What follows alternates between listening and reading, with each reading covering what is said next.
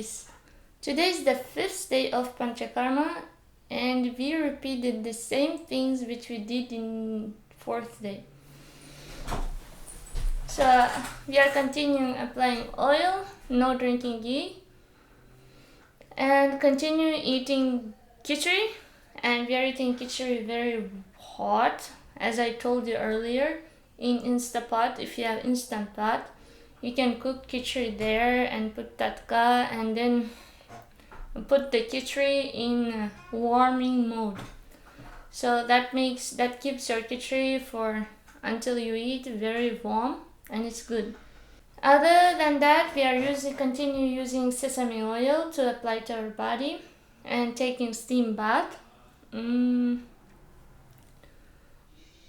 yes, somehow purification started.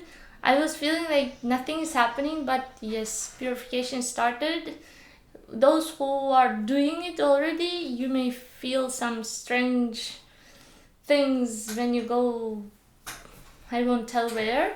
So let me know what is your feelings and what things are happening in your body. And also we are feeling like emotionally a little bit happier, and we are able to wake up early in the morning, chant our rounds, and kind of it's helping us in spiritual way as well. So we are not feeling any acidity, no digestion problems. We are eating 3 times in a day Kichri, and when we are really hungry. Tomorrow we will continue doing the same. So in order not to make this video repeated like yesterday, so I wanted to share something with you from Srimad Bhagavatam. Yeah, this looks different than what we have in ISKCON.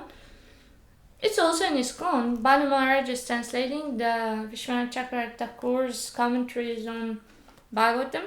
So I started reading this.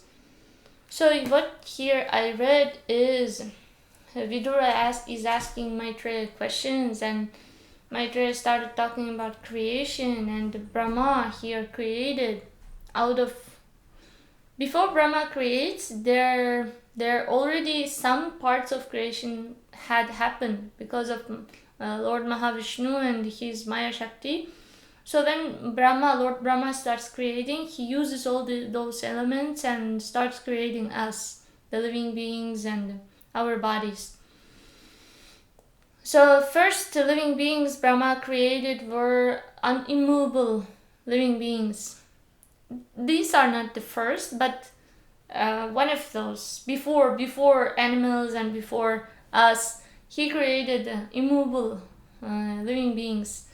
And it says that though immovable living beings whose nutrient food goes from bottom to the top. So it means plants. Plants take the food from the bottom and they move it up. So these plants are in a very unconscious state. They have still consciousness, but it's very covered, but still they feel the pain. So I felt like, oh my God, they feel pain. I used to think that they may feel some little pain and all, but here literally says that they feel pain.